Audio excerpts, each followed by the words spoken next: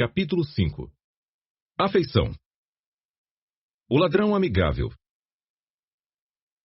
A tarefa principal de um advogado de acusação é fazer com que o corpo de jurados goste de seu cliente. Clarence Darrow. Poucos de nós se surpreenderiam ao saber que, em geral, preferimos dizer sim aos pedidos de pessoas que conhecemos e de quem gostamos.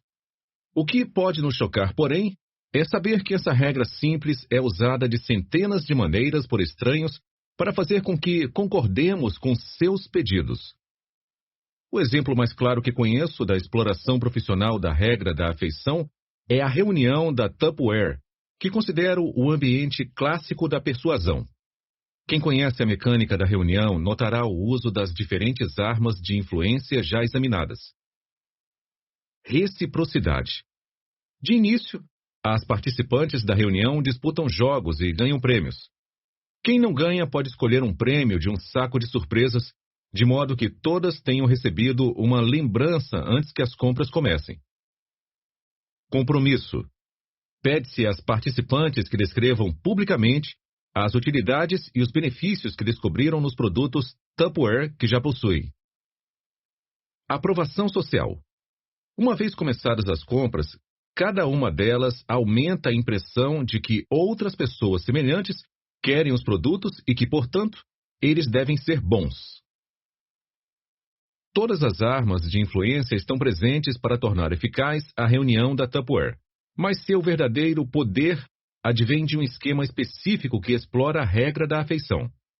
Embora a demonstradora da Tupperware seja hábil em entreter e convencer as compradoras, o verdadeiro pedido de compra não vem dessa estranha. Vem de uma amiga de todas as pessoas no recinto. A representante da Tupperware pode anotar o pedido de cada participante, mas a solicitadora psicologicamente mais convincente está sentada ao lado, sorrindo, conversando e servindo comes e bebes. É a anfitriã da reunião, que convocou suas amigas para a demonstração em sua casa e que, todos sabem, lucra com cada artigo vendido. Ao fornecer à anfitriã uma porcentagem da receita, a Tupperware faz com que seus clientes comprem de uma amiga e não de uma vendedora desconhecida. Desse modo, a atração, a cordialidade, a segurança e a obrigação da amizade exercem seu efeito no ambiente de vendas. De fato, pesquisadores de consumidores que examinaram os laços sociais entre a anfitriã e as convidadas da festa em cenários de vendas de reunião domiciliar confirmaram o poder da abordagem da empresa. Na decisão de compra do produto, a força desse vínculo social é 2 vezes maior do que a preferência pelo produto em si. Os resultados têm sido notáveis. Estimou-se recentemente que as vendas da Tupperware ultrapassam 2,5 milhões de dólares por dia. Seu sucesso se espalhou o mundo afora, na Europa, na América Latina e na Ásia, onde a posição na rede de amigos e familiares é socialmente mais significativa do que nos Estados Unidos.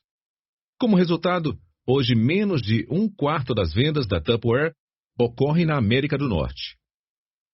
O interessante é que as clientes parecem estar conscientes das pressões de afeição e amizade corporificadas na reunião da Tupperware. Algumas não parecem se importar com elas, outras se importam, mas parecem não saber como evitá-las. Uma mulher me descreveu suas reações com certa frustração na voz. A coisa agora chegou ao ponto em que detesto ser convidada para reuniões da Tupperware.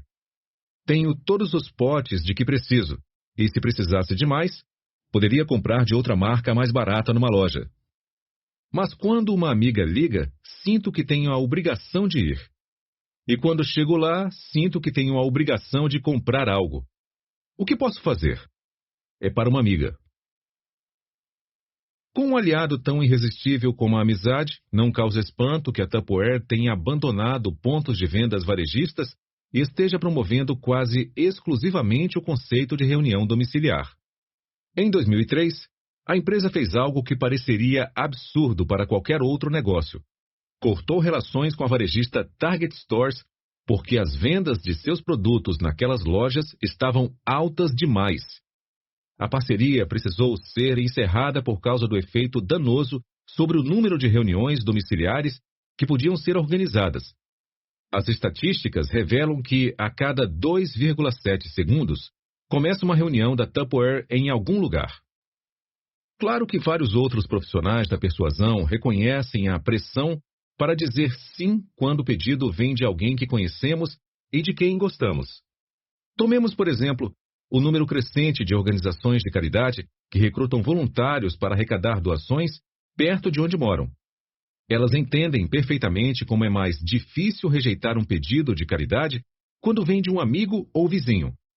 Além disso, com frequência o amigo nem sequer precisa estar presente para que a estratégia seja eficaz.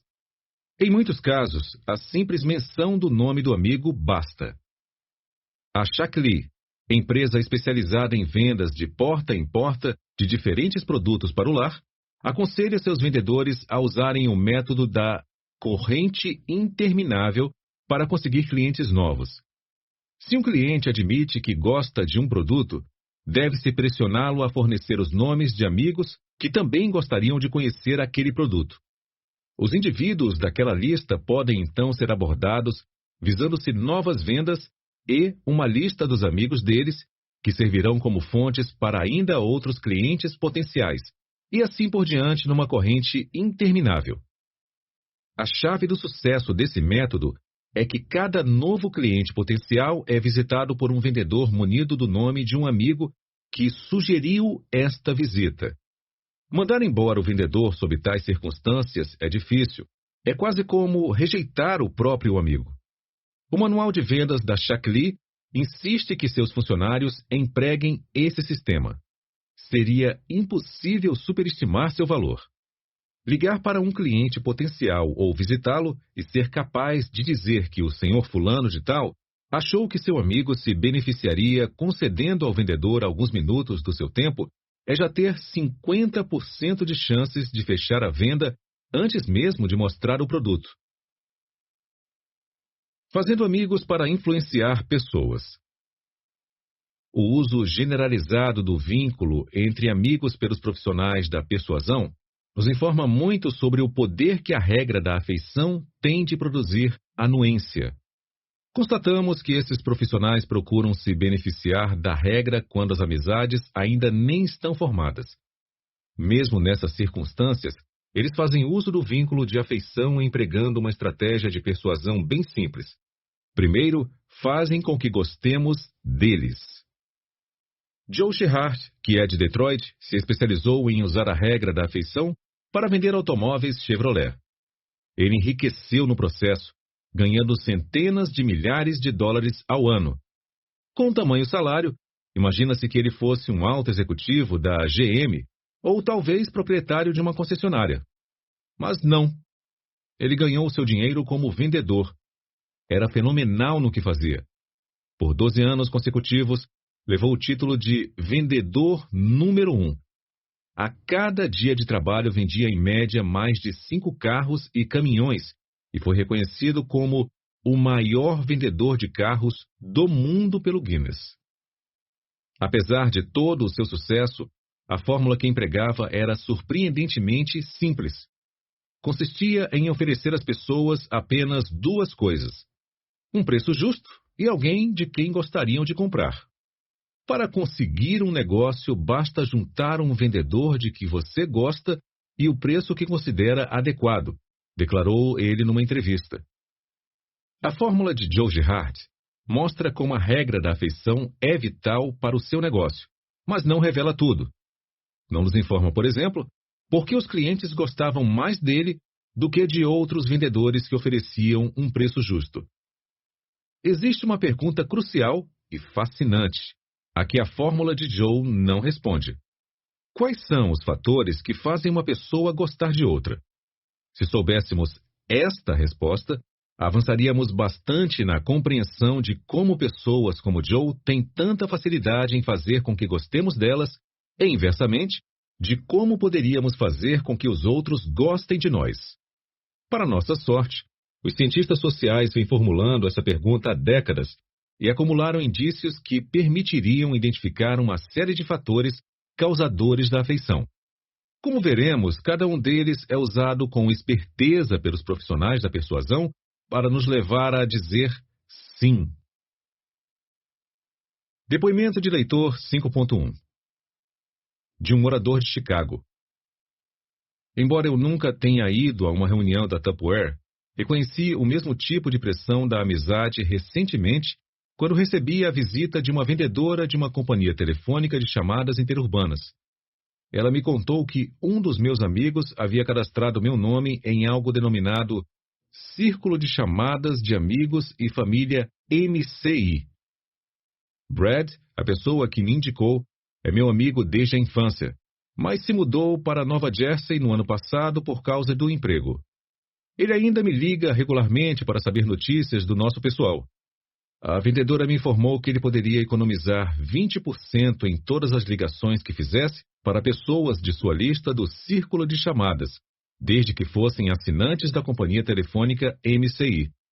Depois, ela me perguntou se eu gostaria de mudar para a MCI, a fim de que Brad economizasse 20% em suas ligações para mim. Eu estava totalmente satisfeito com minha companhia telefônica e não me interessei pelos benefícios da MCI.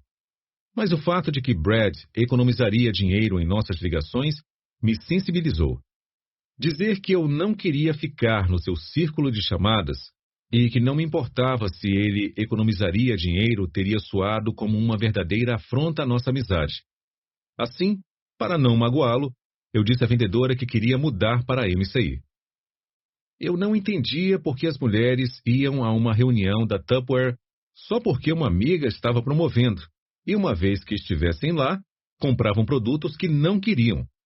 Agora entendo. Nota do autor.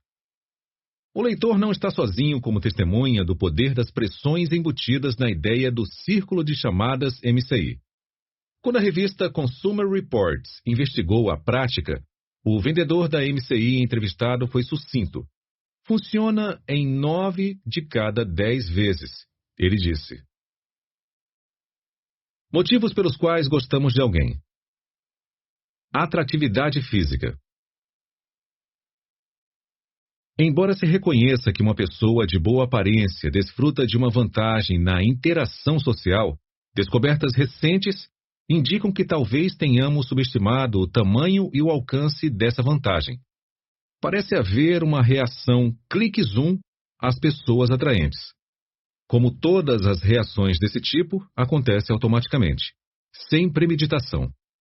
A reação em si se enquadra numa categoria que os cientistas sociais denominam efeitos auréola. Um efeito auréola, ou halo, ocorre quando uma característica positiva de uma pessoa domina a maneira como ela é vista pelos outros. Os indícios agora são claros de que a atratividade física costuma ser uma dessas características. Pesquisas mostraram que atribuímos automaticamente a indivíduos de boa aparência traços favoráveis como talento, gentileza, honestidade e inteligência. Além disso, fazemos esses julgamentos sem perceber que a atratividade física desempenha um papel no processo. Algumas consequências desse pressuposto inconsciente de que bonito é igual a bom me assustam.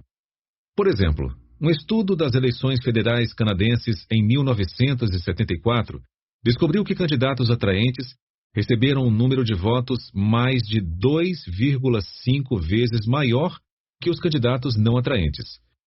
Apesar dos indícios de favoritismo por políticos bem apessoados, pesquisas subsequentes demonstraram que os eleitores não perceberam essa tendência. Na verdade, 73% dos eleitores canadenses pesquisados negaram peremptoriamente que seus votos tenham sido influenciados pelo aspecto físico. Apenas 14% chegaram a admitir a possibilidade de essa influência existir. Os eleitores podem negar à vontade o impacto da atratividade sobre a elegibilidade, mas outros indícios continuaram confirmando essa força perturbadora.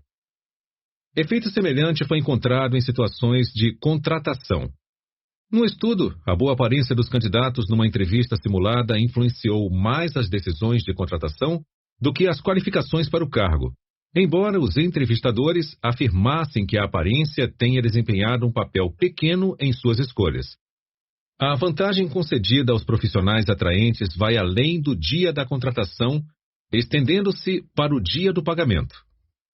Economistas que examinaram amostras americanas e canadenses descobriram que indivíduos atraentes recebiam, em média, de 12 a 14% mais que seus colegas não atraentes. Outras pesquisas indicam que o processo judicial é igualmente suscetível às influências de peso e estrutura óssea. Parece que pessoas de boa aparência tendem a receber um tratamento altamente favorável no sistema legal. No estudo feito na Pensilvânia, pesquisadores classificaram a atratividade física de 74 réus do sexo masculino no início de seus julgamentos. Quando, bem depois, os pesquisadores conferiram os autos do processo para saber os resultados, descobriram que os homens de boa aparência haviam recebido sentenças bem mais leves. Na verdade, as chances dos réus atraentes de escapar da prisão eram o dobro das dos réus pouco atraentes. No estudo das indenizações concedidas num julgamento simulado de negligência, a indenização média quando os réus tinham melhor aparência do que sua vítima era de $5.623. Mas quando a vítima era mais atraente, a indenização média foi de $10.051. Além disso, o favoritismo baseado na atratividade foi detectado em jurados tanto do sexo masculino quanto do feminino. Outros experimentos demonstraram que pessoas atraentes são mais passíveis de obter socorro quando precisam, e são mais persuasivas em mudar as opiniões de um público. Aqui também ambos os sexos reagem da mesma forma. No estudo de Benson et al. Sobre socorro, por exemplo, homens e mulheres mais atraentes receberam ajuda com mais frequência, mesmo de membros do mesmo sexo. Uma grande exceção a essa regra pode ser esperada, é claro, se a pessoa atraente é vista como um concorrente direto, especialmente um rival romântico. Afora essa ressalva, as pessoas bem apessoadas desfrutam de enorme vantagem social em nossa cultura. Elas são mais queridas, mais persuasivas, recebem ajuda com mais frequência e são vistas como dotadas de traços de personalidade mais desejáveis e maiores capacidades intelectuais. Parece que os benefícios sociais da boa aparência começam a se acumular desde cedo.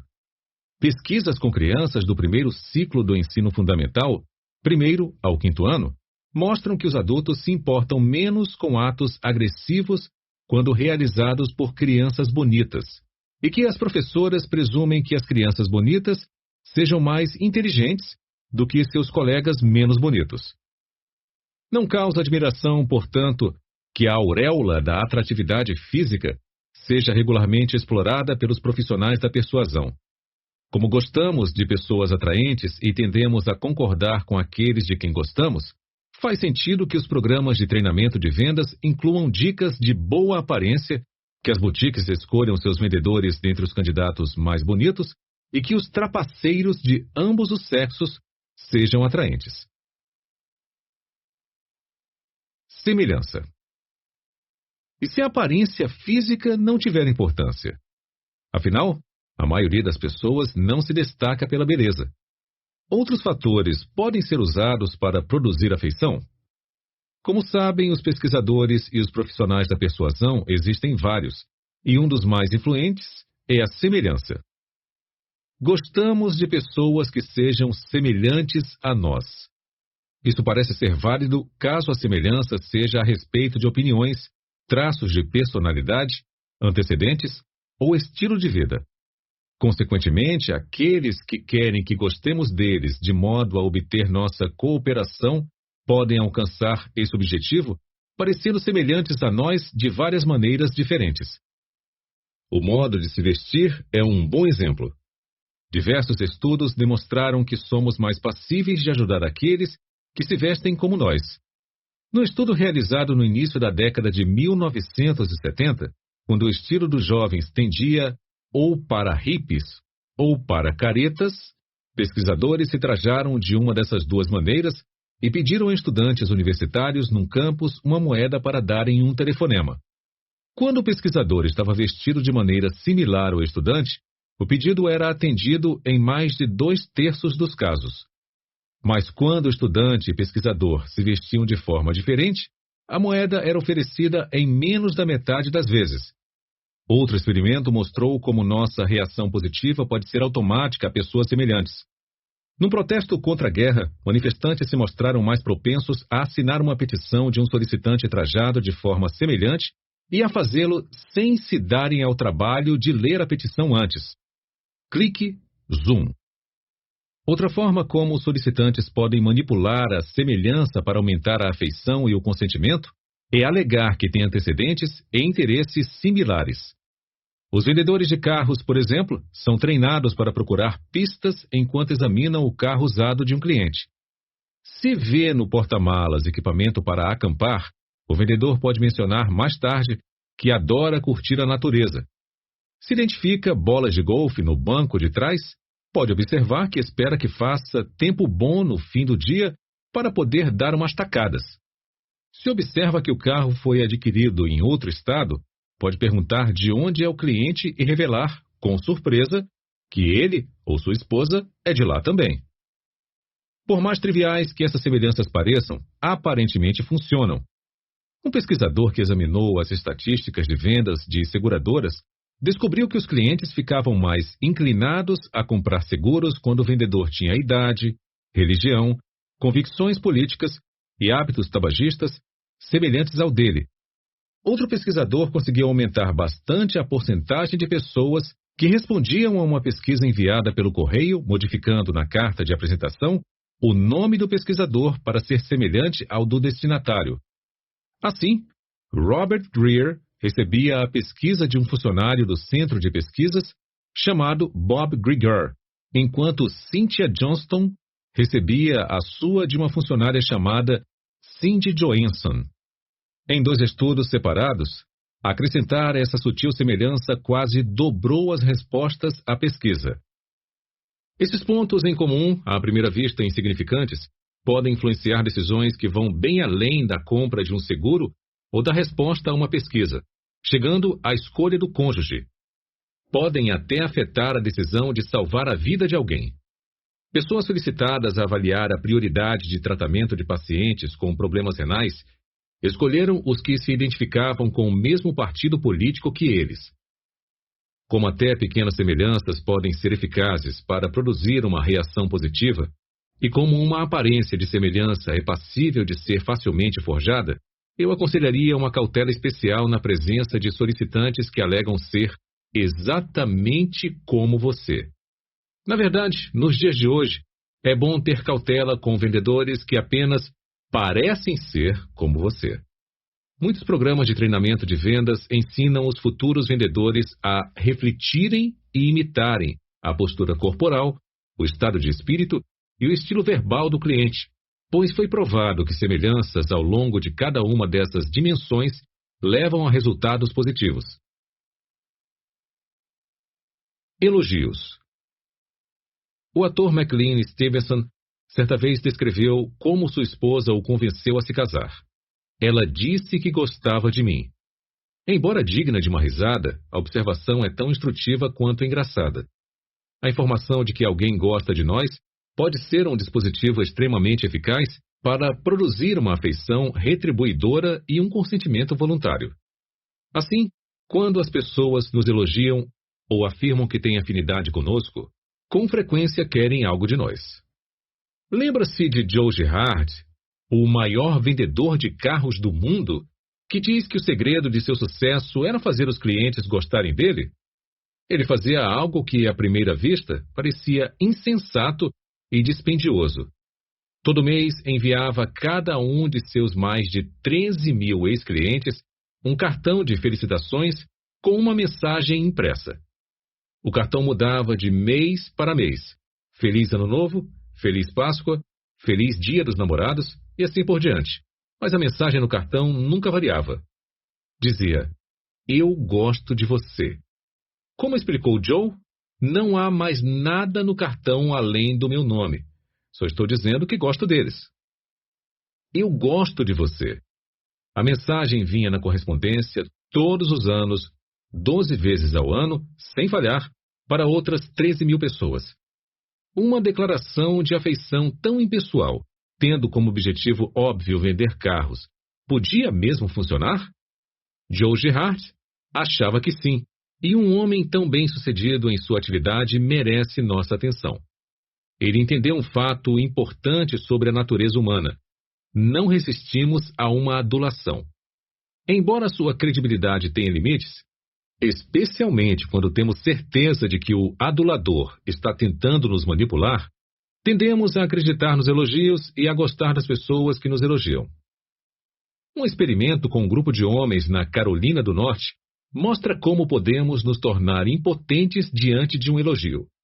Os homens no estudo ouviram comentários sobre eles de outra pessoa que precisava de um favor.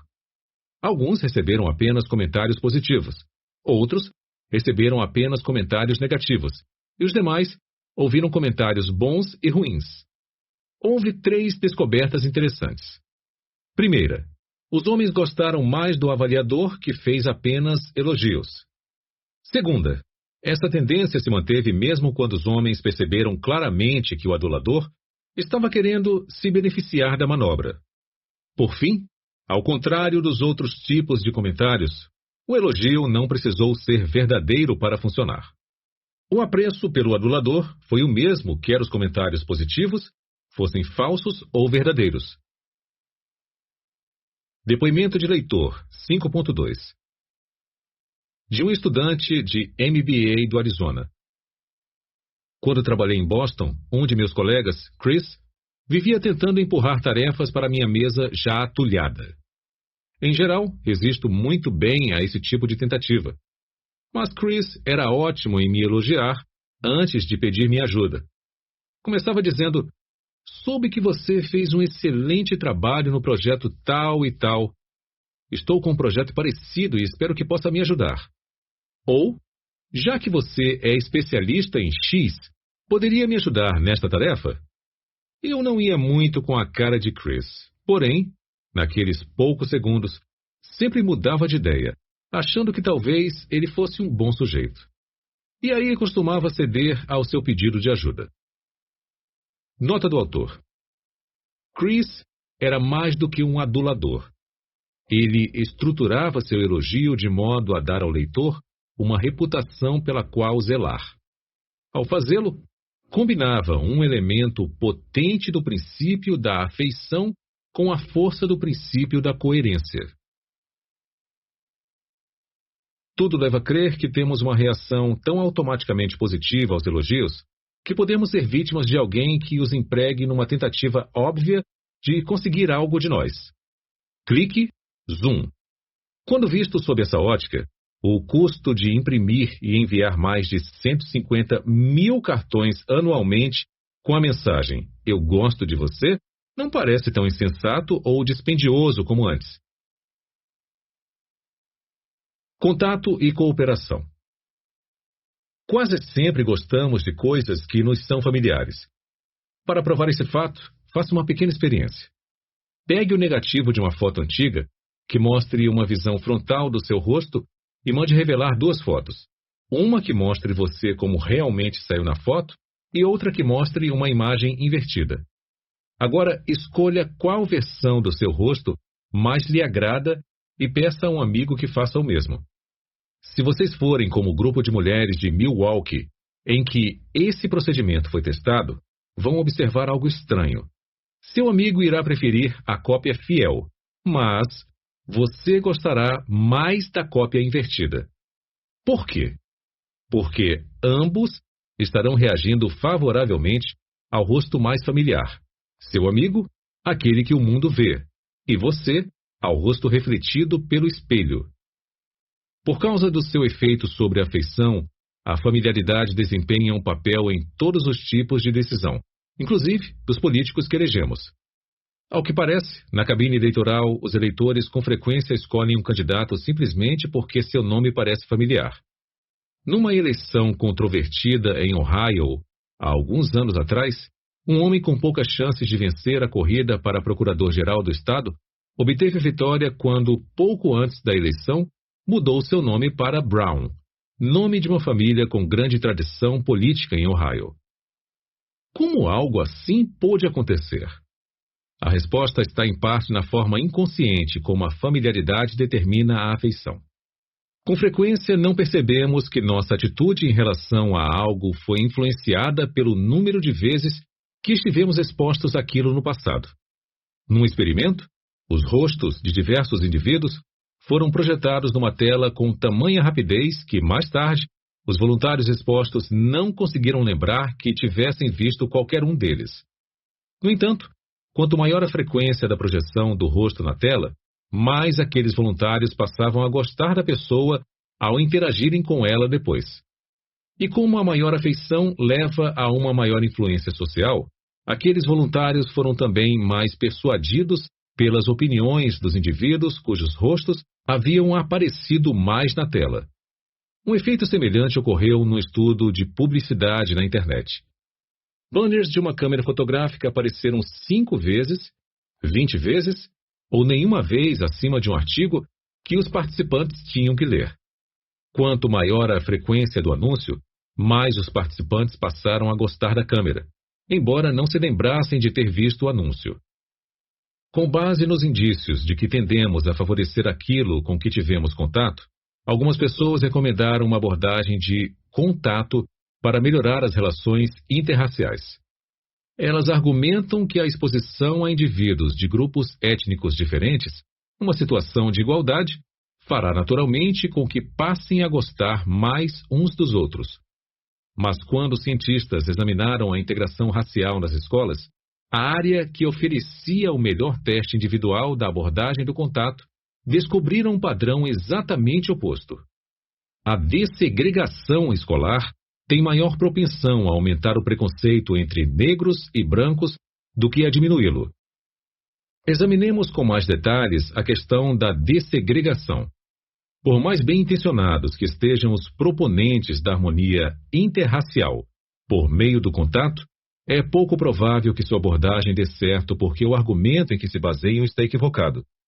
Em primeiro lugar, pesquisas mostraram que o ambiente escolar não é um caldeirão cultural em que as crianças interagem com membros de outros grupos étnicos de forma tão imediata como com o seu próprio grupo. Depois de anos de integração escolar formal, existe pouca integração social. Os estudantes se agrupam por etnias, afastando-se na maior parte dos outros grupos.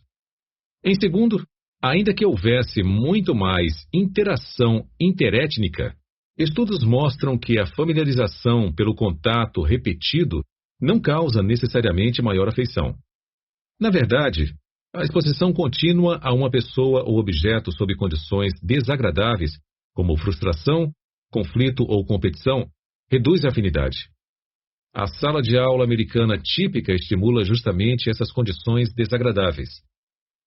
Vejamos este relatório esclarecedor do psicólogo Elliot Aronson, que prestou consultoria a autoridades escolares sobre problemas nas escolas de Austin, no Texas. Sua descrição sobre a situação da educação nas salas de aula estudadas poderia se aplicar a quase toda a escola pública dos Estados Unidos. Em geral, funciona assim. O professor fica de pé diante da classe e faz uma pergunta.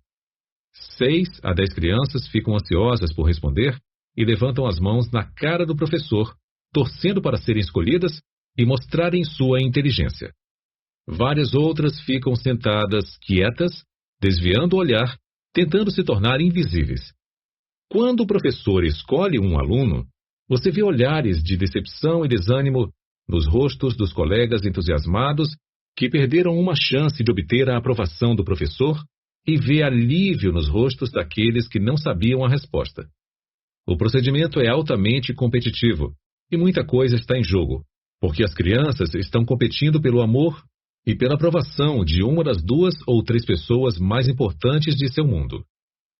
Além disso, esse processo de ensino garante que os alunos não aprenderão a gostar dos outros e se entenderem. Lembre-se de sua própria experiência. Se você soubesse a resposta certa e o professor escolhesse outro aluno, provavelmente você iria torcer para que ele errasse e assim você tivesse uma chance de exibir seu conhecimento. Se você fosse escolhido e errasse, ou se nem sequer levantasse a mão para competir, provavelmente invejaria e se ressentiria dos colegas que sabiam a resposta. As crianças que fracassam nesse sistema se tornam invejosas e ressentidas dos bem-sucedidos, taxando-os de puxa-sacos ou recorrendo à violência contra eles no recreio.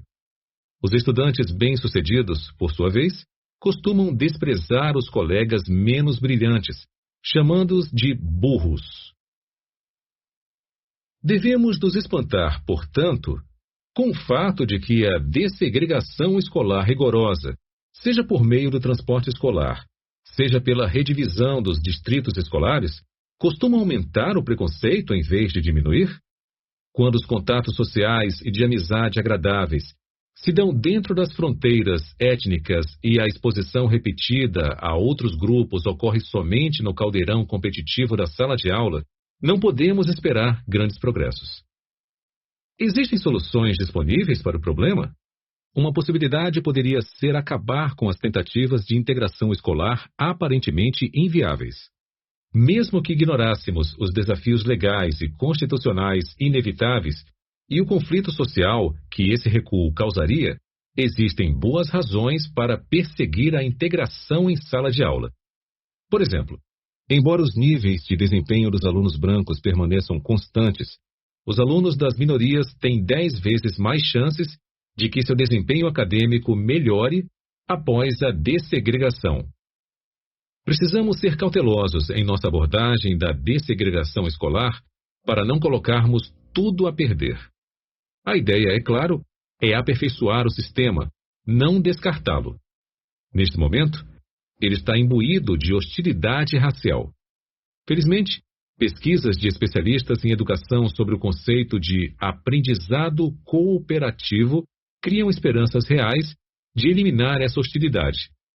Como grande parte do aumento do preconceito decorrente da dessegregação em sala de aula parece resultar da exposição maior aos membros de outros grupos como rivais, esses educadores testaram formas de aprendizado centradas na colaboração e não na competição. Colônia de férias. Para entender a lógica da abordagem colaborativa, convém reexaminar o fascinante programa de pesquisa de 4 décadas atrás do cientista social turco Muzaffer Sherif e seus colegas. Intrigado com a questão do conflito intergrupal, a equipe de pesquisadores decidiu investigar o processo em colônias de férias exclusivas para meninos. Embora estes não soubessem que estavam participando de um experimento, Sherif e seus colegas manipulavam habilmente o ambiente social da colônia para observar os efeitos sobre as relações do grupo. Os pesquisadores logo constataram como é fácil provocar certos tipos de hostilidade. A simples separação dos meninos em 2 alojamentos foi suficiente para estimular um sentimento de nós contra eles. Permitir que os meninos dessem nomes aos 2 grupos, as águias e as cascavéis, acelerou a sensação de rivalidade. Eles logo começaram a depreciar as qualidades e realizações do grupo rival. Entretanto, essas formas de hostilidade foram pequenas em comparação com o que ocorreu quando os pesquisadores introduziram atividades competitivas nas reuniões entre os grupos. Caças ao tesouro, cabos de guerra e competições atléticas de um alojamento contra o outro produziram insultos e confrontos. Durante a competição, membros do time oposto eram rotulados de trapaceiros, ladrões e babacas. Mais tarde, os alojamentos foram invadidos, as bandeiras rivais foram roubadas e queimadas e avisos ameaçadores foram afixados. Brigas no refeitório também se tornaram comuns. Àquela altura, ficou evidente para Sherif que a receita da discórdia era rápida e descomplicada. Basta separar os participantes em grupos e deixar que os sentimentos venham à tona. Depois, volte a misturá-los sobre a chama da competição constante. Resultado: o ódio intergrupal no seu ponto máximo. Os pesquisadores enfrentaram então um problema mais complicado: como remover a hostilidade agora arraigada. Primeiro tentaram a abordagem do contato, reunindo os grupos com mais frequência. Mesmo quando as atividades conjuntas eram agradáveis, como assistir a filmes e participar de eventos sociais, os resultados foram desastrosos. Os piqueniques geraram guerras de comida. Programas de entretenimento se transformaram em concursos de xingamentos. Filas no refeitório degeneraram em empurrões. Xerife e sua equipe de pesquisa começaram a temer que, à maneira do Dr. Frankenstein, pudessem ter criado um monstro que já não conseguiam controlar. Então, no auge do conflito, tentaram uma estratégia que foi ao mesmo tempo simples e eficaz. Eles criaram uma série de situações em que a competição entre os grupos seria prejudicial ao interesse coletivo, exigindo a cooperação para o benefício mútuo. Numa excursão de um dia inteiro, a única caminhonete disponível para irem à cidade ficou atolada. Os meninos foram reunidos e todos empurraram e puxaram juntos até que o veículo conseguiu sair. Em outro caso, os pesquisadores fizeram com que o suprimento de água da colônia de férias, trazido por canos de um tanque distante, fosse interrompido. Diante da crise em comum e percebendo a necessidade de ação unificada, os meninos se organizaram harmoniosamente para resolver o problema antes do fim do dia. Em outra circunstância, os meninos foram informados de que um filme popular estava disponível para locação, mas que a colônia não iria pagar por ele. Conscientes de que a única solução seria somar recursos, os meninos fizeram uma vaquinha para alugar o filme e passaram algumas horas agradáveis juntos. As consequências daqueles empreendimentos cooperativos, embora não fossem instantâneas, impressionaram. Os esforços conjuntos bem-sucedidos visando a objetivos comuns gradualmente reduziram a rixa entre os dois grupos. Em pouco tempo, as agressões verbais haviam desaparecido, os empurrões nas filas cessaram e os meninos começaram a se misturar nas mesas do refeitório. Além disso, quando se pediu aos meninos que listassem seus melhores amigos, muitos incluíram colegas do outro grupo que não haviam figurado numa lista anterior.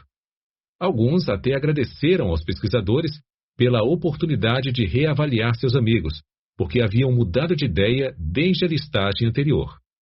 Num episódio revelador, os meninos voltaram de um passeio num único ônibus, algo que teria produzido um tumulto antes, mas que, àquela altura, foi solicitado por eles. Quando o ônibus parou num quiosque, os meninos de um grupo, com $5 sobrando em caixa, decidiram pagar milkshakes para seus ex-adversários. Podemos remontar as raízes dessa reviravolta surpreendente ao período em que os meninos tiveram que ver uns aos outros como aliados, em vez de oponentes. O procedimento crucial foi a imposição, pelos pesquisadores, de objetivos comuns aos grupos. A cooperação necessária para alcançar aquelas metas enfim permitiu que os membros dos alojamentos rivais vissem uns aos outros como bons sujeitos, ajudantes valorizados, amigos e amigos dos amigos. Quando o sucesso resultava dos esforços mútuos, não dava para manter sentimentos de hostilidade em relação aos que haviam contribuído para o triunfo do grupo. De volta à escola.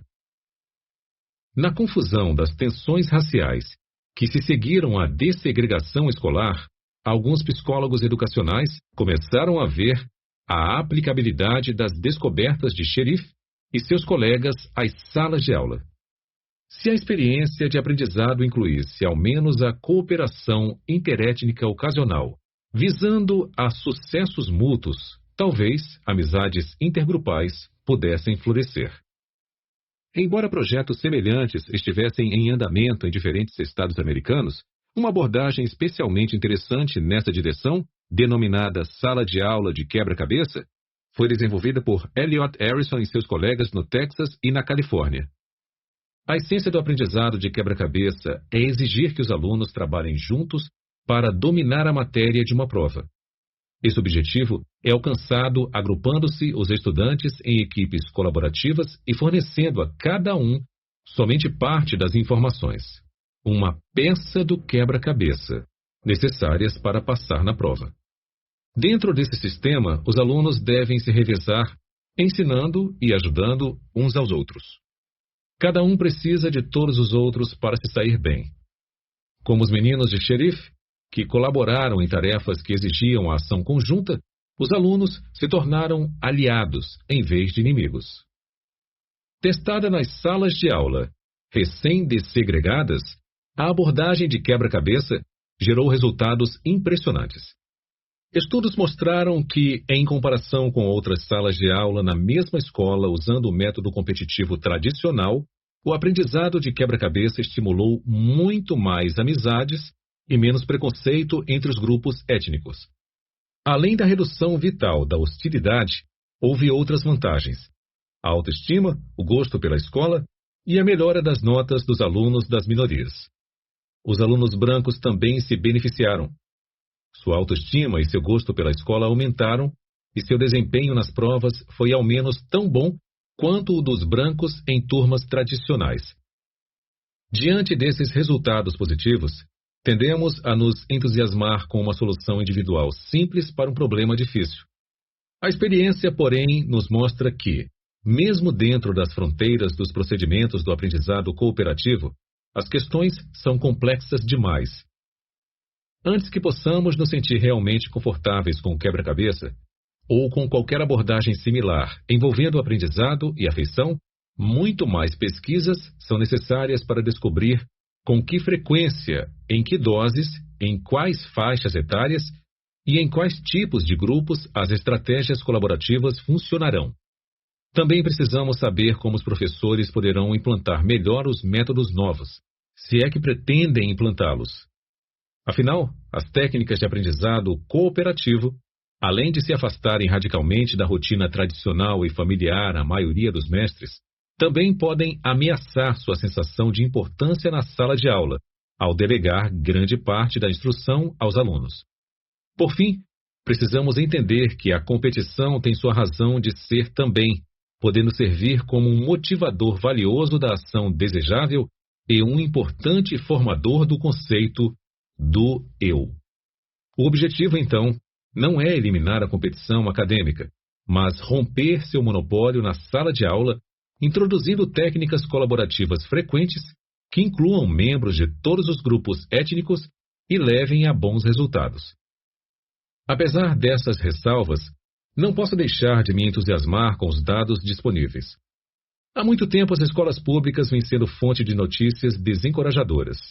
Redução do desempenho, desgaste dos professores, criminalidade crescente e, é claro, conflitos raciais. Agora existe ao menos uma luz no fim do túnel. Ainda dentro desse tema, gostaria de destacar dois fatos. Primeiro, embora a familiaridade produzida pelo contato costume levar a uma afeição maior, ocorre o oposto se ele vier acompanhado de experiências desagradáveis. Portanto, quando crianças de grupos raciais diferentes são lançadas na competição incessante e implacável da sala de aula americana tradicional, é de se esperar que as hostilidades cresçam. Segundo, os sinais de que o aprendizado orientado para equipes funciona como um antídoto para esse problema refletem o forte impacto da cooperação sobre o processo de afeição. Antes de concluirmos que a cooperação é uma causa poderosa da afeição, devemos submetê-la ao que considero o teste decisivo. Será que os profissionais da persuasão lançam mão sistematicamente da cooperação para que gostemos deles e assim concordemos com seus pedidos? Eles enfatizam a colaboração quando ela existe naturalmente numa situação? Tentam ampliá-la quando existe apenas de maneira incipiente? E o que é ainda mais instrutivo, eles forjam uma cooperação quando não existe nenhuma? Ao que se revela, a cooperação passa pelo teste com sucesso total. Os profissionais da persuasão vivem frisando que eles e nós estamos trabalhando pelos mesmos objetivos, que precisamos unir forças para o benefício mútuo, que eles são, em essência, nossos colegas de equipe. Podemos dar uma série de exemplos. A maioria deles é familiar, como os vendedores de carros novos que ficam do nosso lado e enfrentam seus chefes para obter uma boa pechincha. Um exemplo espetacular ocorre no ambiente policial, em que interrogadores devem induzir suspeitos a confessar crimes. Nos últimos anos, os tribunais impuseram uma variedade de restrições à ação da polícia ao lidar com suspeitos de crimes, especialmente na obtenção de confissões. Eles agora rejeitam muitos procedimentos que no passado levavam a admissões de culpa, mas não veem nada de ilegal no uso de um pouco de psicologia sutil. Por essa razão, os interrogadores de criminosos cada vez mais lançam mão de táticas como a do policial bom, policial mau. A tática do policial bom, policial mau funciona assim. Um jovem suspeito de assalto, por exemplo, que foi informado de seus direitos e insiste em sua inocência, é levado para uma sala a fim de ser interrogado por uma dupla de policiais. Um deles, por combinar com aquele papel ou porque esteja na sua vez, desempenha o papel do policial mau. Antes que o suspeito sequer se sente, o policial mau o xinga. Pelo resto da sessão, fala por meio de resmungos e grunhidos. Chuta a cadeira do prisioneiro para enfatizar suas acusações e, quando olha, parece estar diante de um monte de lixo. Se o suspeito desafia as acusações do policial mau ou se recusa a responder, este fica furioso. Ele jura que fará o possível para assegurar uma pena máxima. Diz que tem amigos na promotoria que se empenharão na acusação quando souberem que o suspeito não quis colaborar. No início da representação do policial mau, seu parceiro, o policial bom, está sentado em segundo plano. Aos poucos ele começa a se manifestar. Primeiro fala apenas com o policial mau, tentando controlar sua ira crescente. Fique calmo, Frank. Mas o policial mau grita de volta. Não mande-o me acalmar quando ele está mentindo na minha cara. Odeio esses mentirosos safados. Um pouco depois, o policial bom diz algo a favor do suspeito. Pegue leve, Frank. Ele é só um garoto. Comparadas com os xingamentos do policial mau, suas palavras soam como música aos ouvidos do prisioneiro. Mesmo assim, o mau policial não se convence. Garoto? Garoto uma ova. Ele é um delinquente, isso sim. E digo mais, é maior de idade, e isso basta para mandá-lo para a cadeia, onde ficará até morrer. Agora o policial bom começa a falar direto com o suspeito, chamando-o pelo nome e destacando quaisquer detalhes positivos do caso. Vou lhe dizer uma coisa, Kenner. Você teve sorte de ninguém se ferir, e você não estar armado. Isso aliviará um pouco a sua barra no julgamento. Se o suspeito persiste em alegar inocência, o policial mau inicia uma nova leva de xingamentos e ameaças. Dessa vez, o policial bom o interrompe. Ok, Frank. E entrega ao policial mau algum dinheiro. Está na hora de tomarmos um cafezinho. Que tal trazer 3 xícaras para nós? Quando o policial mau deixa o recinto, é hora da encenação do policial bom. Olhe, não sei porquê, mas meu colega não foi com a sua cara e está a fim de complicar sua vida. E vai conseguir, porque já juntamos provas suficientes. Ele tem razão quando diz que a promotoria destrói os sujeitos que não querem colaborar.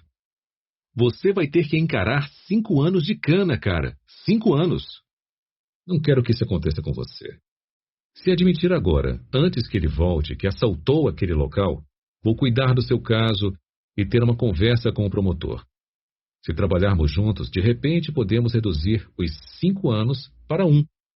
Faça um favor para nós, Kenny. Diga como você fez aquilo e vou começar a colaborar para livrar sua barra. Uma confissão completa costuma vir logo em seguida. A tática do policial bom, policial mau, funciona bem por vários motivos. O medo de uma pena longa é rapidamente inculcado pelo policial mau. O princípio do contraste perceptivo, vide capítulo 1, garante que, em comparação com o policial mau furioso e agressivo, o interrogador que faz o papel de policial bom parecerá uma pessoa bastante sensata e gentil. E como o policial bom interveio repetidas vezes a favor do suspeito, tendo até pago do próprio bolso os cafezinhos, a regra da reciprocidade pressiona por um favor retribuidor. O motivo principal da eficiência da técnica, porém, é que ela dá ao suspeito a impressão de que existe alguém do seu lado, alguém preocupado com seu bem-estar e que está colaborando com ele. Na maioria das situações, essa pessoa seria vista de maneira bem favorável, mas na encrenca em que o suspeito do assalto se encontra, ela assume o caráter de um salvador. E um salvador está a um passo de distância de um padre confessor confiável. Condicionamento e associação. Por que eles me culpam, doutor? Era a voz insegura de um meteorologista da TV local ao telefone. Alguém lhe dera meu número quando ele ligou para o departamento de psicologia da minha universidade, atrás de alguém capaz de responder a sua pergunta. Uma pergunta que sempre o intrigara, mas que recentemente começara a incomodá-lo e deprimi-lo. Isso é loucura, não é? Todo mundo sabe que eu apenas informo a previsão do tempo, que não a encomendo, certo? Então por que ouço tantas críticas quando faz tempo ruim? Durante as enchentes do ano passado, recebi um monte de e-mails agressivos. Um sujeito ameaçou me dar um tiro se não parasse de chover. Meu Deus, até hoje tenho medo de andar na rua. E o pessoal da minha emissora faz o mesmo. Às vezes, com o programa no ar, me insultam por causa de uma onda de calor ou coisa semelhante. Eles devem saber que não sou responsável, mas isso não os detém. Poderia me ajudar a entender isso, doutor? Por favor. Está acabando com a minha vida. Marcamos uma reunião no meu consultório, quando tentei explicar que ele era vítima de uma reação clique-zoom milenar das pessoas diante de coisas que percebem como meramente associadas entre si. Exemplos dessa reação não faltam na vida moderna. Achei que o exemplo que melhor poderia ajudar o meteorologista deprimido exigiria um pouco de história antiga. Pedi que pensasse no destino incerto dos mensageiros imperiais da antiga Pérsia. Alguém na função de mensageiro militar tinha motivos especiais para torcer pela vitória persa. De posse da notícia da vitória, seria tratado como herói ao chegar ao palácio. Poderia comer e beber até se fartar. Mas se a mensagem fosse de um desastre militar, a recepção seria bem diferente. Ele acabaria sendo sumariamente assassinado. Eu esperava que o meteorologista entendesse a moral da história. Queria que ele percebesse um fato tão verdadeiro hoje como no tempo da Pérsia Antiga. A natureza da má notícia contagia o mensageiro. Existe uma tendência humana natural a desgostar de uma pessoa que traz informações desagradáveis, ainda que ela não tenha causado a má notícia. A simples associação basta para estimular nossa aversão. Havia algo mais que eu esperava que o meteorologista captasse do exemplo histórico. Além de ter como companheiros de infortúnio séculos de outros divulgadores de notícias, comparado com alguns, como os mensageiros persas, até que ele tinha sorte. Ao final de nossa sessão, ele disse algo para me convencer de que entendera a lição. Doutor, sinto-me bem melhor em relação ao meu trabalho agora.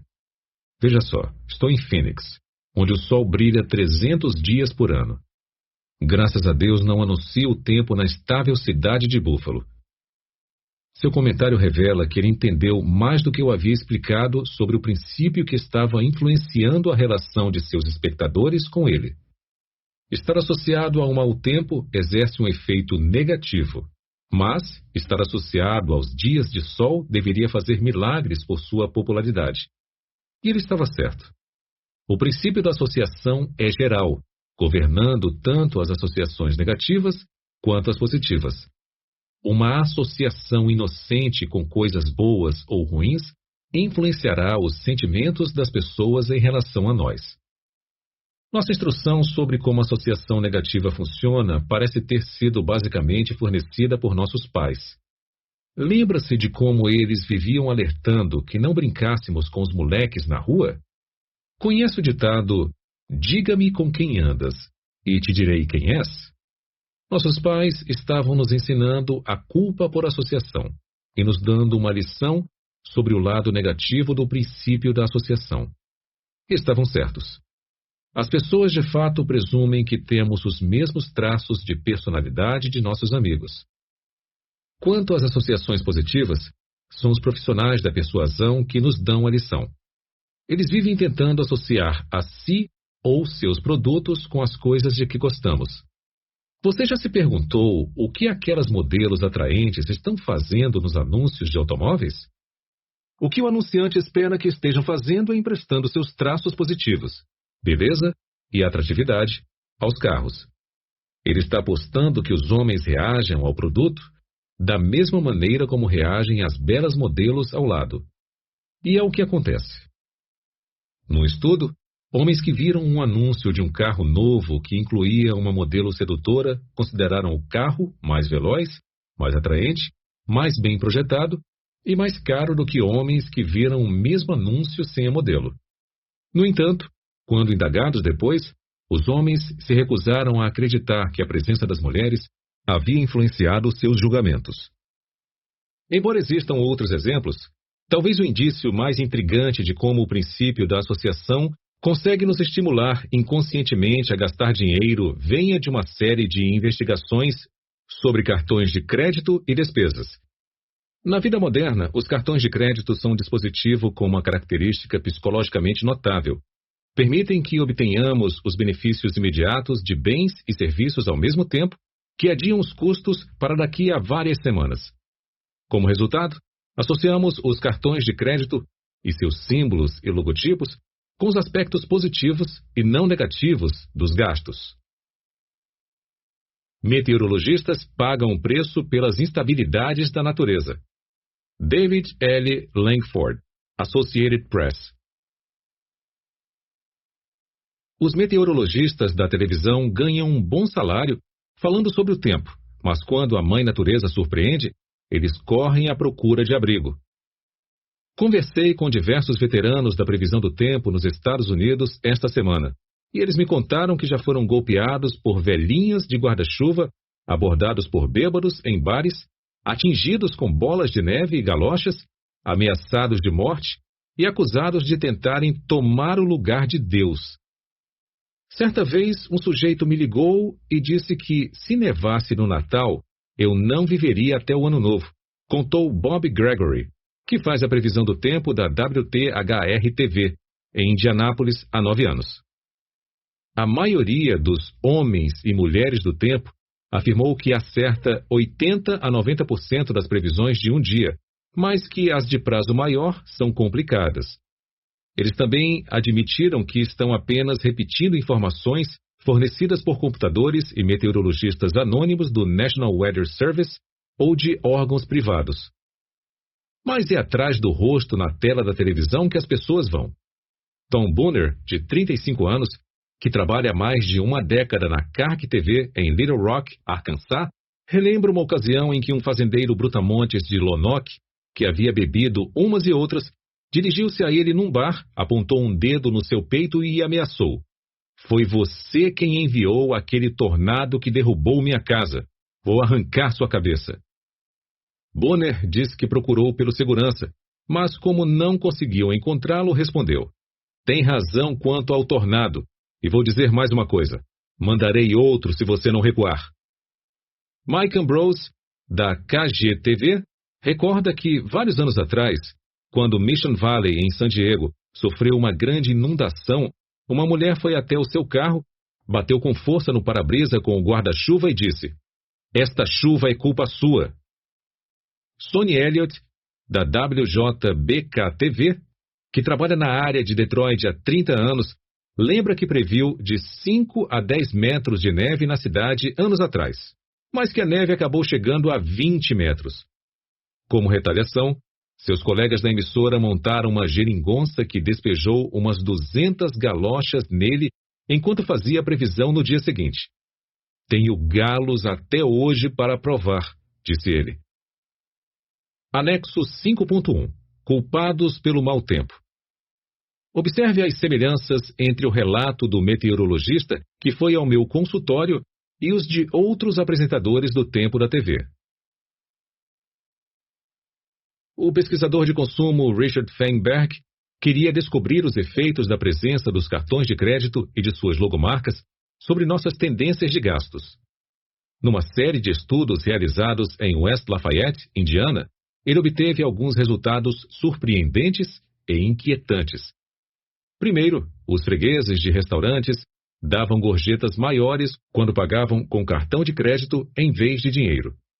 Num segundo estudo, estudantes universitários se mostraram dispostos a gastar 29% a mais em média por itens de um catálogo de vendas quando examinavam esses itens numa sala com algumas logomarcas do Mastercard. Além disso, nem perceberam que essas logomarcas faziam parte do experimento. Um estudo final mostrou que, ante um pedido de contribuição para a caridade, estudantes universitários se mostraram mais propensos a oferecer dinheiro quando a sala onde estavam continha logomarcas do Mastercard. 87% versus 33% numa sala sem logomarcas. Esta última descoberta é ao mesmo tempo a mais perturbadora e instrutiva sobre o poder do princípio da associação de gerar anuência. Embora os próprios cartões de crédito não fossem usados nas doações de caridade, a mera presença de seus símbolos, com suas associações positivas, estimulou as pessoas a gastarem mais dinheiro vivo. Esse fenômeno foi reproduzido em 2 estudos realizados em restaurantes cujos fregueses receberam suas contas em bandejas que continham ou não uma logomarca de cartão de crédito. As gorjetas foram maiores na presença da logo, mesmo no caso dos fregueses que pagaram em dinheiro. Como o princípio da associação funciona tão bem e de forma tão inconsciente, os fabricantes procuram associar seus produtos com a onda cultural atual.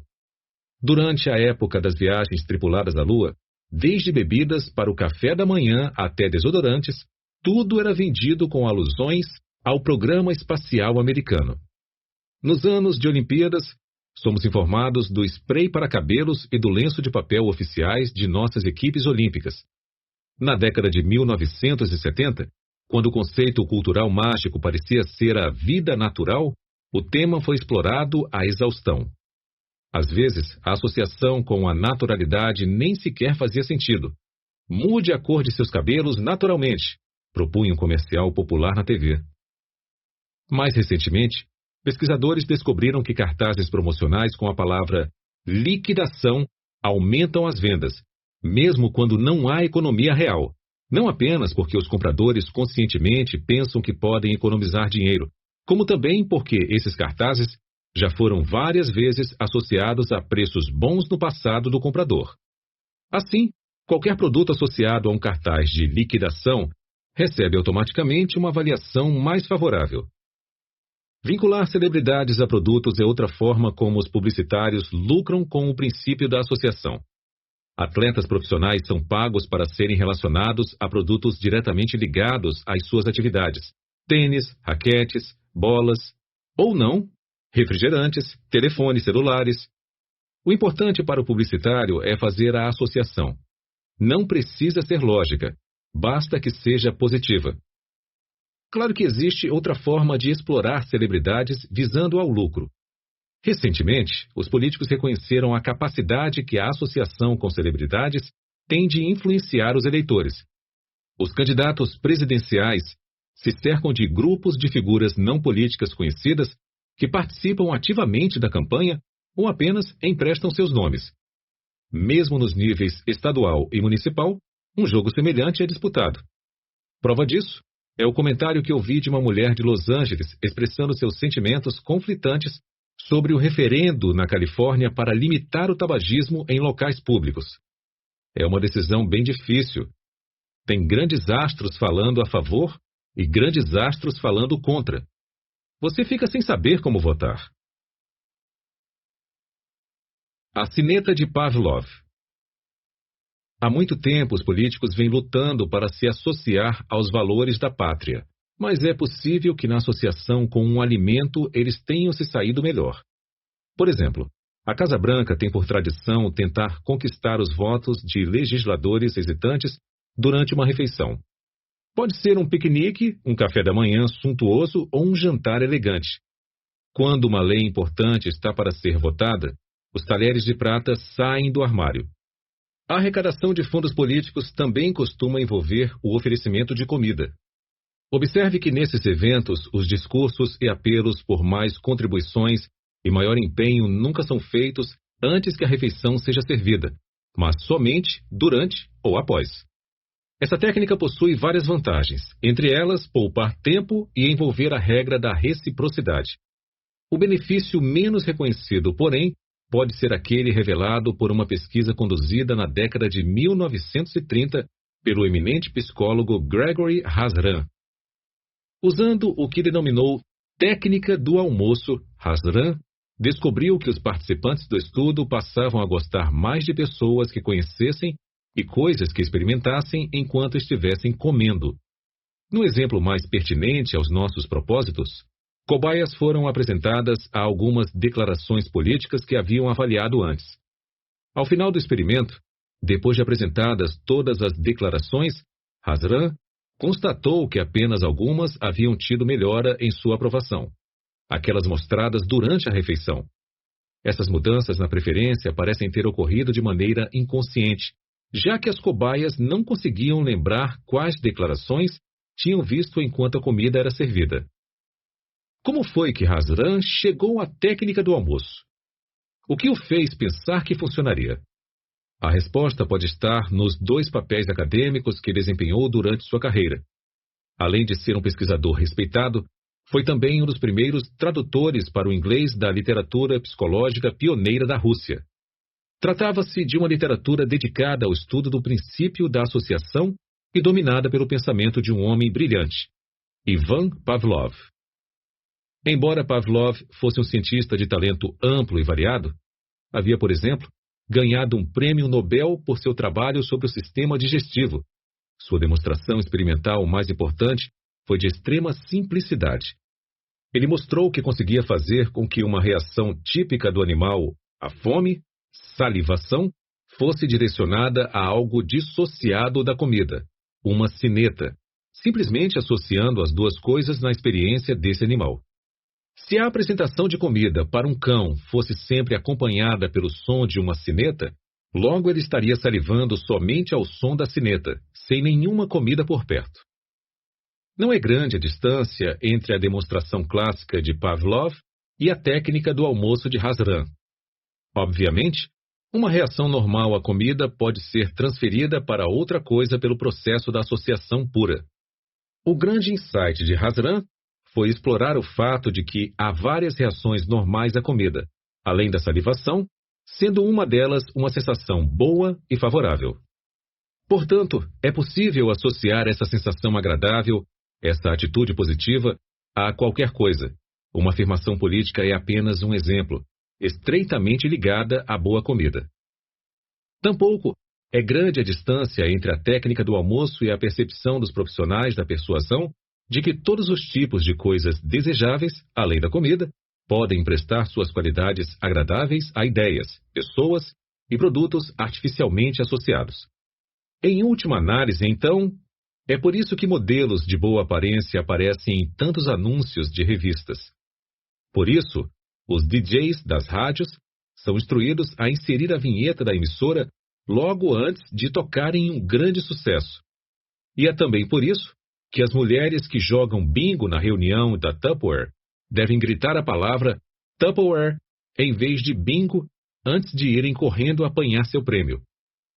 Apesar de sermos com frequência vítimas inconscientes do uso do princípio da associação pelos profissionais da persuasão, isso não significa que não saibamos como ele funciona ou que nós mesmos não o utilizemos.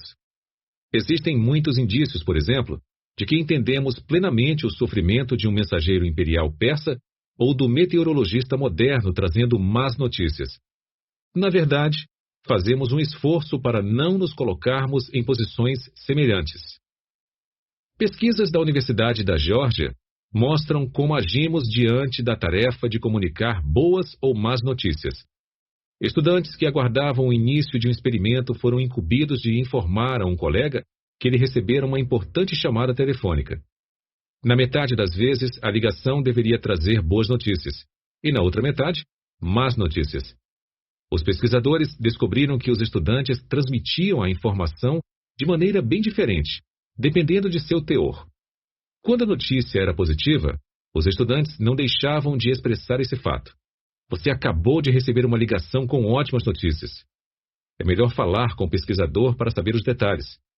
Quando a notícia era desfavorável, mantinham distância dela. Você acabou de receber uma ligação. É melhor falar com o pesquisador para saber os detalhes. Obviamente, os estudantes já haviam aprendido que para serem populares, deveriam se associar apenas a boas notícias, não a más. do noticiário e da previsão do tempo aos esportes. Muitos comportamentos estranhos podem ser explicados pelo fato de que as pessoas entendem o princípio da associação o suficiente para se relacionarem aos acontecimentos positivos e se afastarem dos acontecimentos negativos, ainda que não os tenham causado. Um dos comportamentos mais estranhos nesse sentido ocorre na grande arena dos esportes. Mas as ações dos atletas não são um problema. Afinal, no contato acalorado do jogo, eles têm direito a agir ocasionalmente de maneira excêntrica. O que causa estranheza é o fervor muitas vezes irracional, ilimitado e exagerado dos torcedores. Como podemos explicar a violência das torcidas na Europa, o assassinato de jogadores e juízes por multidões descontroladas de torcedores sul-americanos ou a profusão desnecessária de presentes dos torcedores aos já ricos jogadores de beisebol americanos no dia especial reservado para homenageá-los? Racionalmente, nada disso faz sentido. É apenas um jogo, não é? Mais ou menos. O relacionamento entre esporte e torcedor fanático não tem nada de leviano. É sério, intenso e altamente pessoal. Uma boa ilustração envolve um soldado da Segunda Guerra Mundial que retornou à sua casa nos Balcãs após a guerra e pouco depois parou de falar. Exames médicos não detectaram qualquer causa física para o problema. Não havia ferimento, lesão cerebral ou distúrbio vocal. Ele conseguia ler, escrever, entender uma conversa e cumprir ordens, mas não conseguia falar, nem com seus médicos, nem com seus amigos, nem mesmo com a família. Perplexos e exasperados, seus médicos o transferiram para outra cidade e o internaram num hospital de veteranos, onde ele permaneceu 30 anos, jamais rompendo seu silêncio autoimposto e mergulhando numa vida de isolamento social. Até que um dia, em sua enfermaria, um rádio estava transmitindo uma partida de futebol entre o time de sua cidade e um rival tradicional. Quando, num ponto crucial da partida, o juiz marcou falta contra um jogador do time da cidade do veterano mudo, este saltou da cadeira, fitou o rádio e proferiu suas primeiras palavras em mais de 3 décadas. Seu imbecil! Está tentando entregar a vitória a eles? Dito isso, voltou à sua cadeira e ao silêncio que nunca mais violou. 2 lições importantes podem ser extraídas dessa história real. A primeira envolve o grande poder do fenômeno. O desejo do veterano de ver o time de sua cidade vencer foi tão forte que produziu um desvio de seu modo de vida solidamente arraigado. A segunda lição revela muito sobre a natureza da união dos esportes com os torcedores, crucial ao seu caráter básico. Trata-se de algo pessoal. O fragmento de identidade que aquele homem traumatizado e emudecido ainda possuía foi mobilizado pelo jogo de futebol. Por mais que seu ego houvesse se enfraquecido após estagnar, mudo, por 30 anos numa enfermaria de hospital, ele foi estimulado pelo resultado de uma partida. Por quê? Porque ele, pessoalmente, se sentiria humilhado com uma derrota do time da cidade e, pessoalmente, se engrandeceria com uma vitória. Como? Pelo princípio da associação. A simples ligação com sua cidade natal o fisgou, o envolveu e o associou ao triunfo ou ao fracasso iminente. Como disse o famoso escritor Isaac Asimov, ao descrever nossas reações às partidas a que assistimos, em condições normais, você torce por seu sexo, sua cultura, sua localidade. E o que você quer provar é que você é melhor do que a outra pessoa. Seja quem for a pessoa por quem você torce, ela representa você. E quando vence, você vence. Quando vista por essa luz, a paixão de um torcedor esportivo começa a fazer sentido. A partida não é uma diversão superficial a ser desfrutada por sua forma e por sua beleza intrínsecas. O seu eu está em jogo. Por isso, as torcidas são tão fanáticas e tão gratas pelos responsáveis pelas vitórias frequentes do time de coração. Pelo mesmo motivo, essas torcidas ficam uma fera com jogadores, treinadores e cartolas implicados nas derrotas esportivas. Portanto, Queremos que nosso time vença para provar nossa própria superioridade.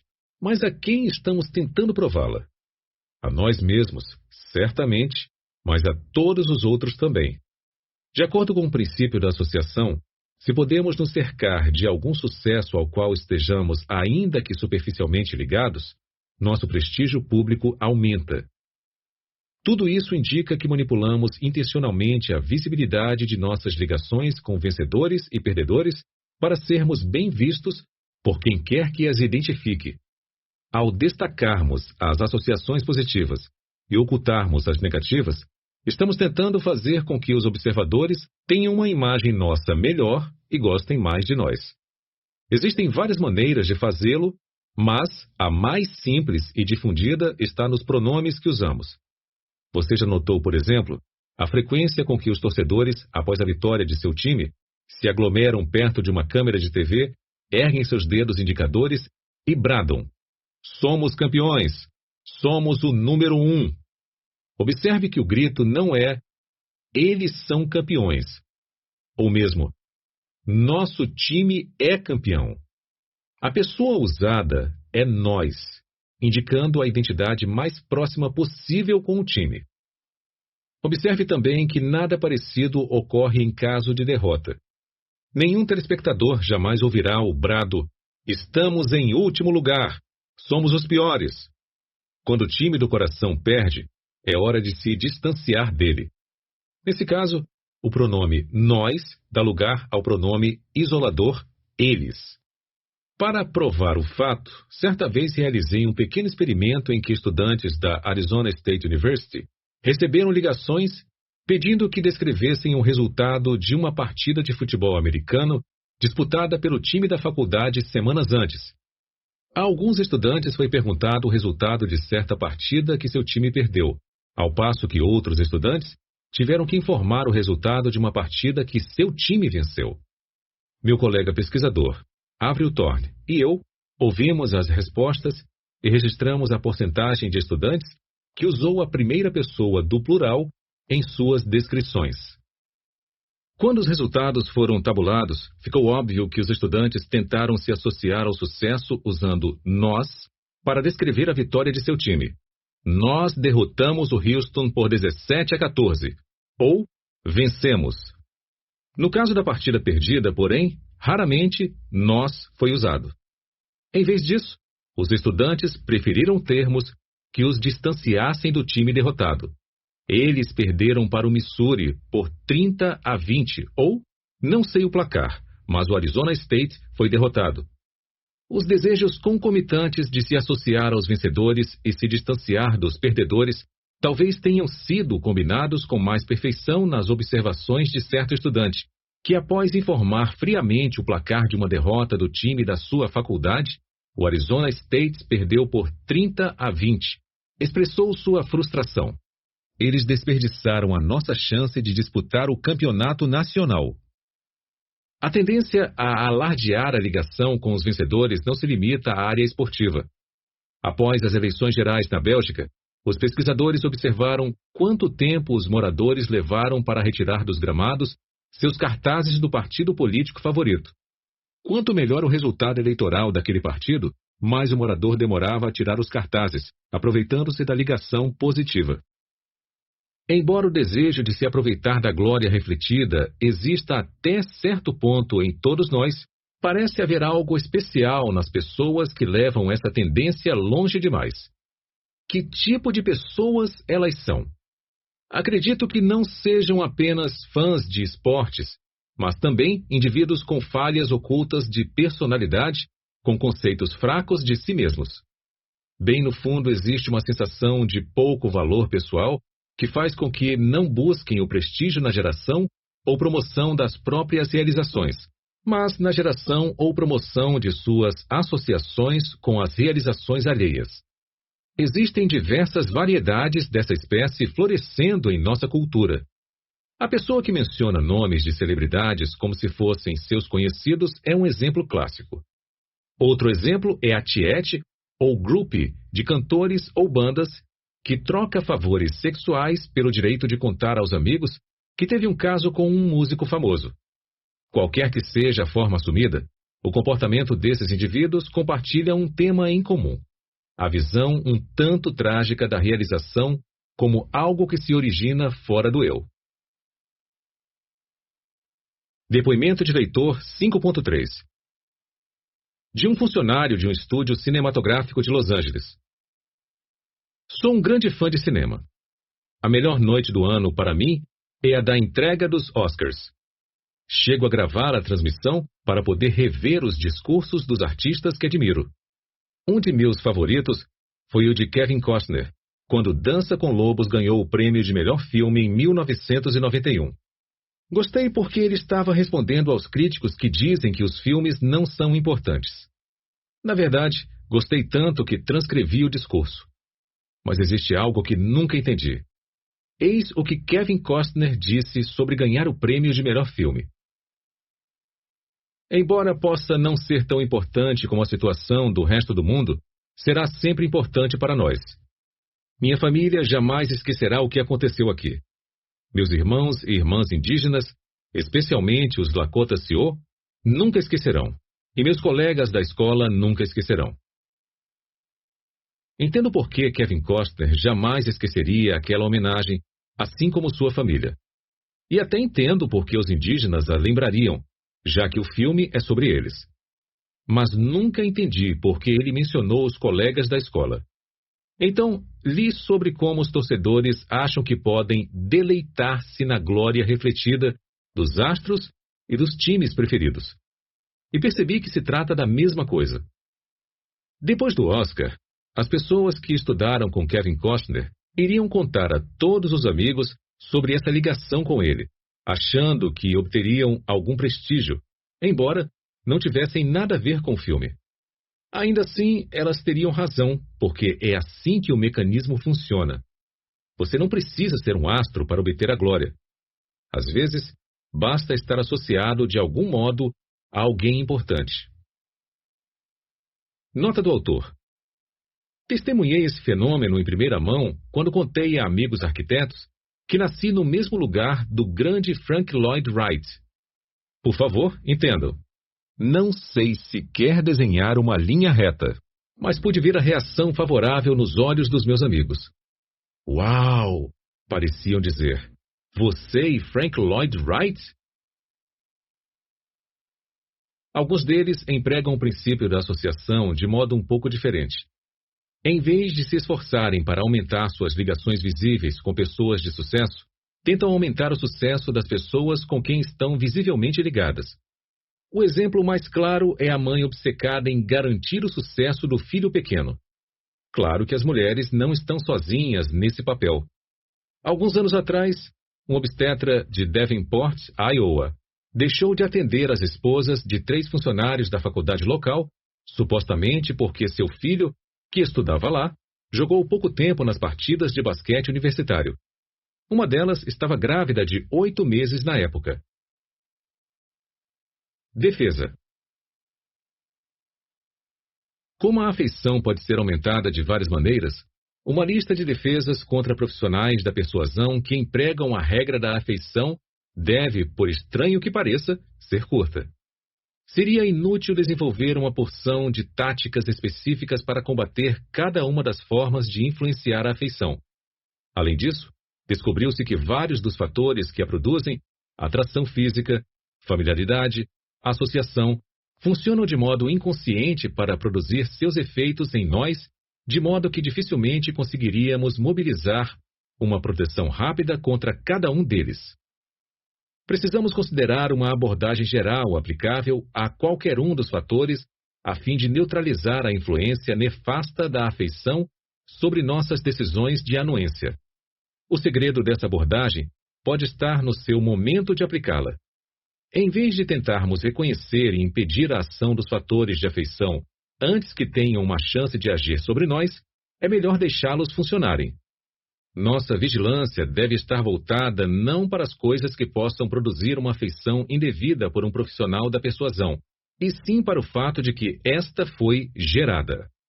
O momento de acionar a defesa é quando percebemos que estamos gostando mais do que deveríamos do profissional sob aquelas circunstâncias. Ao concentrarmos nossa atenção nos efeitos e não nas causas, podemos evitar a tarefa laboriosa, quase impossível, de tentar detectar e rechaçar as muitas influências psicológicas sobre o que nos faz gostar de alguém. Em vez disso, precisamos estar sensíveis a apenas um fator relacionado à afeição em nossos contatos com os profissionais da persuasão. A sensação de que passamos a gostar do profissional mais rápido e com mais intensidade do que seria de esperar. Assim que nos dermos conta disso, teremos sido avisados de que provavelmente alguma tática está sendo usada e poderemos começar a tomar as medidas corretivas necessárias. Note que a estratégia que estou sugerindo se baseia em grande parte no estilo de jiu-jitsu popular entre os próprios profissionais da persuasão. Não tentamos restringir a influência dos fatores que causam a afeição. Pelo contrário, permitimos que eles exerçam sua força e depois a empregamos em nossa campanha contra aqueles que se beneficiariam dela. Quanto maior a força, mais ostensiva ela se torna e, consequentemente, estará mais sujeita às nossas defesas alertadas. Vamos supor, por exemplo, que estamos negociando o preço de um carro novo com Vitor Vitorioso, um candidato ao título vago de Joe Girard, de maior vendedor de carros. Após um pouco de conversa e negociação, Vitor quer logo fechar negócio. Antes de decidirmos pela compra, devemos nos fazer a pergunta crucial: passei a gostar desse sujeito que só conheço há 25 minutos mais do que o esperado? Se a resposta for sim, será recomendável refletir sobre o comportamento de Vitor durante alguns minutos.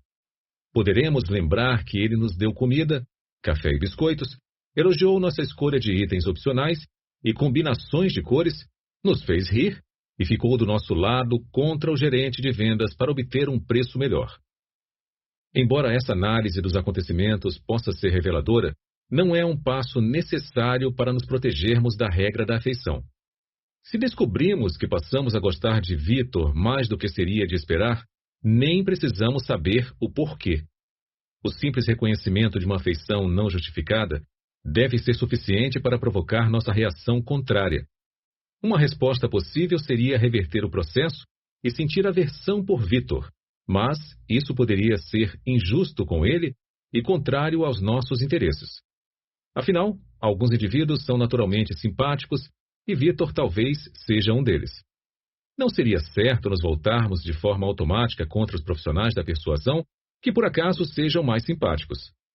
Além disso, para o nosso próprio bem, não devemos evitar as interações de negócios com essas pessoas legais, sobretudo quando podem nos oferecer o melhor acordo disponível.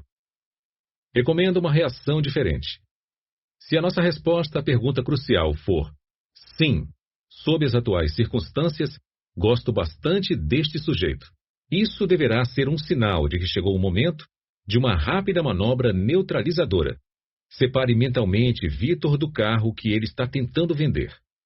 É essencial lembrar que, se escolhermos o carro que ele está tentando vender, sairemos com o automóvel do estacionamento da concessionária, não com o próprio Vitor.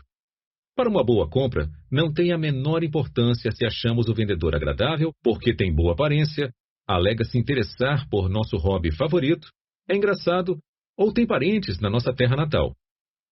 Nossa reação apropriada, então, é um esforço consciente para nos concentrarmos exclusivamente nos méritos do negócio e do carro que Vitor nos ofereceu. O reconhecimento da sensação de afeição indevida pelo profissional da persuasão deve nos servir de lembrete para que façamos a distinção entre o vendedor e o negócio em si, e para tomarmos a nossa decisão com base em fatores ligados a este último somente. É fácil nos esquecermos de fazer essa distinção, ainda mais quando gostamos da pessoa que faz o pedido. Resumo. As pessoas preferem dizer sim a indivíduos que conhecem e de quem gostam. Reconhecendo essa regra, os profissionais da persuasão costumam aumentar sua eficácia, enfatizando diversos fatores que aumentam a sua atratividade e a sua aceitação. Um aspecto pessoal que influencia a afeição é a atratividade física.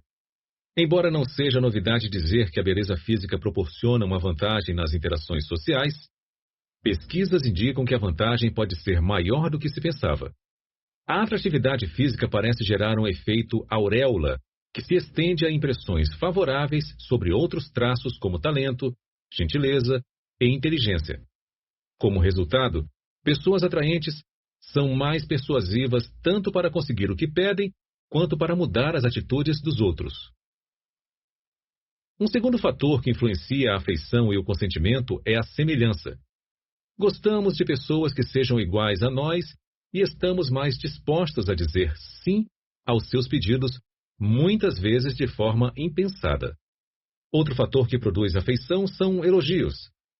Embora o tiro possa sair pela culatra quando exagerados, os elogios costumam aumentar a afeição e, portanto, a anuência. O aumento da familiaridade por meio do contato repetido com uma pessoa ou objeto é outro fator que costuma promover a afeição. Essa relação se verifica sobretudo quando o contato ocorre sob circunstâncias positivas, e não negativas. Uma circunstância positiva que funciona especialmente bem é a cooperação mútua e bem-sucedida. Um quinto fator ligado à afeição é a associação. Ao associarem a si mesmos ou os seus produtos com coisas positivas, publicitários, políticos e vendedores estão tirando proveito desse fator. Outros indivíduos, torcedores de times esportivos, por exemplo, também parecem reconhecer o efeito das simples conexões e procuram se associar a eventos favoráveis e se distanciar dos desfavoráveis. Uma estratégia bastante eficaz para reduzir o efeito indesejado da afeição sobre as decisões de anuência exige uma sensibilidade especial à experiência de gostar de um solicitante mais do que se devia. Ao reconhecermos esse fato, devemos recuar da interação social, separar mentalmente o solicitante de sua oferta e tomar uma decisão de consentimento com base apenas nos méritos da oferta. Perguntas de estudo. Domínio do conteúdo. 1. A que se refere a expressão efeito auréola? Como ele pode ajudar a explicar a relação entre a atratividade física de uma pessoa e sua atratividade em geral aos olhos dos outros? 2. Tendemos a gostar das pessoas que dizem que gostam de nós, ou seja, que nos elogiam. Também tendemos a gostar das pessoas que se dizem iguais a nós.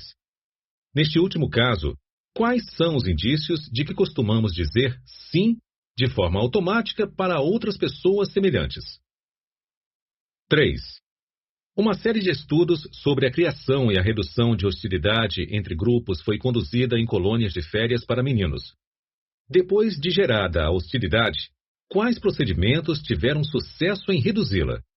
Quais falharam? 4. A que se refere a tendência de se deleitar na glória refletida?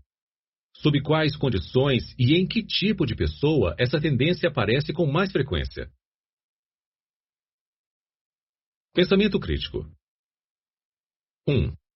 Numa carta à irmã, a escritora Jane Austen escreveu: "Não quero que as pessoas sejam muito agradáveis, pois isso evita o problema de gostar delas demais." A que problema associado a gostar das pessoas ela poderia estar se referindo? 2. O ator Will Rogers, que se vangloriou de que nunca conhecia um homem de quem não gostasse, obviamente diferia de Austen em sua opinião sobre as vantagens de gostar das pessoas. Quais seriam as consequências da abordagem mais efusiva de Rogers no tocante às relações interpessoais? Pense no seu próprio estilo interpessoal. Aproxima-se mais do estilo de Roger ou do estilo de Austen? Por quê? 3. Que paralelos você consegue ver entre as descobertas dos estudos da colônia de férias dos meninos e aquelas dos estudos dos efeitos da A. Dessegregação escolar e B. Do aprendizado cooperativo em sala de aula? 4. Suponha que você quisesse que a pessoa sentada ao seu lado na sala de aula gostasse mais de você. Usando os fatores discutidos neste capítulo, descreva como você planejaria seu próximo encontro para alcançar seu objetivo.